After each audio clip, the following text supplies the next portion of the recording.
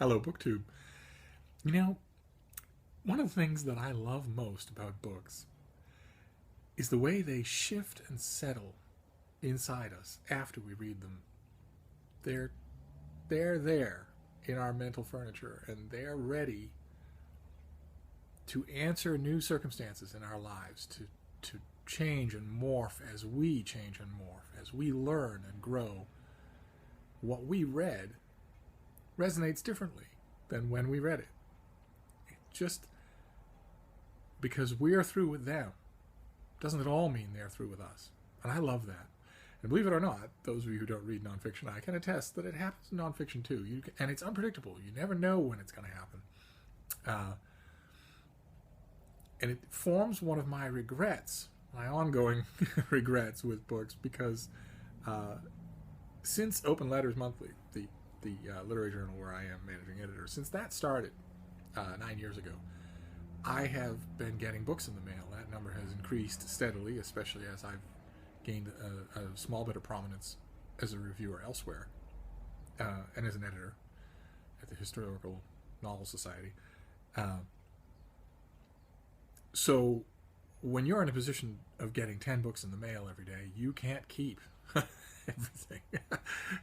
you rapidly achieve a mind frame of something like a production line, where you get a stack of new books, you sort out the ones that are junk, that you're not going to review at all, a 200-page history of the penis or the color orange, stuff like that it deserves no one's critical attention. I don't know why they're made.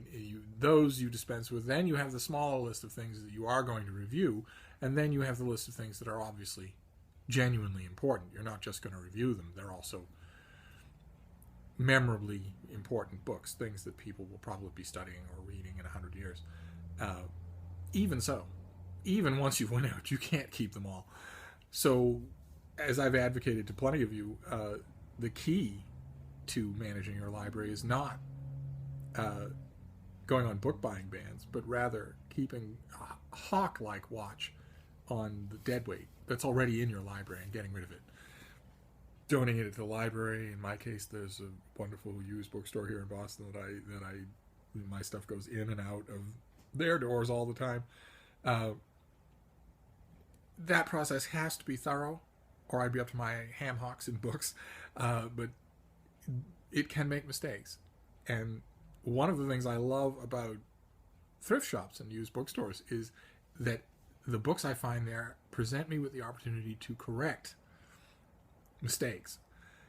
They give me second chances with books that have stuck with me, in my mind and shifted around and obviously made themselves known to me over time as things that I do in fact want to keep, when at the time I didn't think that and didn't keep them. And I have 4 examples of that from a recent thrift shop buy that I want to show you something of what I mean. All of these date from after the arrival in the world of Open Letters Monthly, and I got all of them originally in the mail and read them, and in this case I think I reviewed 2 of them and then got rid of them. And only later, as they worked their way inside me, did I realize that was wrong. So now I'm glad I have them again. The first one is Talking About Detective Fiction by P.D. James. This is her very brief, very enjoyable study of her métier, her of murder mysteries. She gives us a bit at the beginning from one of her favorite novelists, E.M. Forster, and one of my favorite as well. In his book, Aspects of the Novel, E.M. Forster writes, "The king died and then the queen died is a story. The king died and then the queen died of grief is a plot. The queen died, no one knew why, until it was discovered that it was through the grief at the death of the king. This is a plot with a mystery in it, a form capable of high development." And then James goes on, to that I would add, everyone thought that the queen had died of grief until they discovered the puncture mark in her throat. That is a murder mystery. It too is capable of high development. And as you all know from watching this channel, I believe she gave it a lot of that high development. So it was a treat to find this again. Next one is Kevin Anderson's The Martian War. The premise of the book is that H.G. Wells's War of the Worlds was only the first salvo. The Martians are patient and malevolent and waiting to strike again. And let's see here. In the wake of the first Martian assault, H.G. Wells has united with scientist T.H. Huxley and Dr. Moreau, astronomer Percival Lowell, and Hawley Griffin, the Invisible Man. They seek a weapon that will stem the tide of the invasion. So you've got a mixture of real people and fictional characters, which I always love. And there's a scene here between one of each. Dr. Moreau swept the crushed almond shells onto his plate with surprising delicacy. He turned to Percival Lowell so abruptly that it startled the other man. "If I help you accomplish this strange task, will you promise me one thing? I haven't asked for your help, sir. Nevertheless, you need it.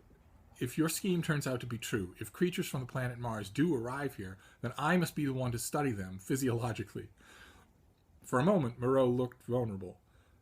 "It will restore my reputation in the scientific community." Lowell finished his tea, then rubbed his teeth with his monogrammed handkerchief, removing bits of bright green leaf. "Just like that? You don't think I'm mad?" "I've been called that myself." Moreau extended his hand. "Remember, I will be the one to study the Martian. Agreed?" Percival Lowell reached out to grasp the hand of the criminal vivisectionist.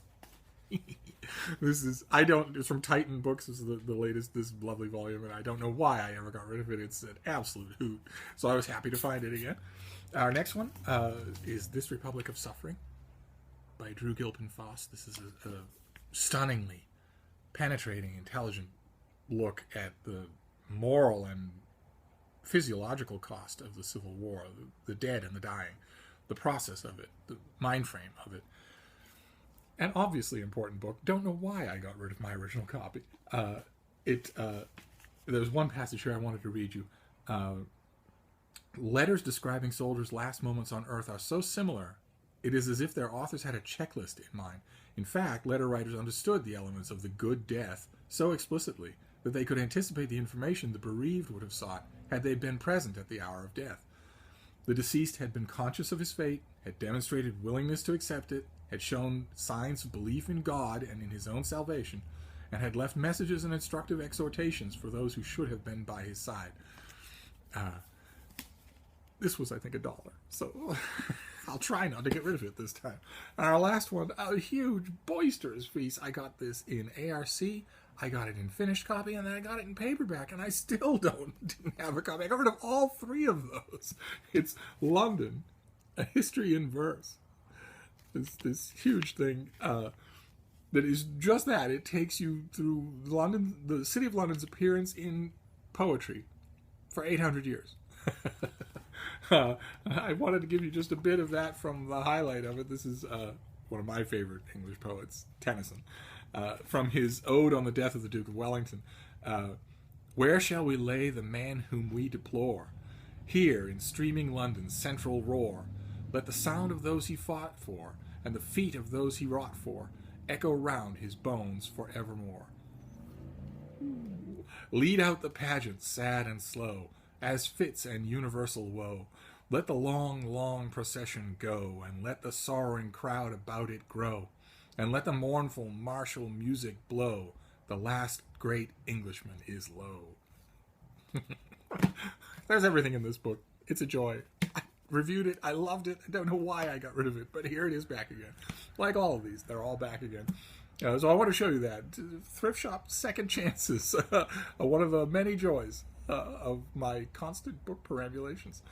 And that's it for today. I'll see you tomorrow. Thank you, BookTube.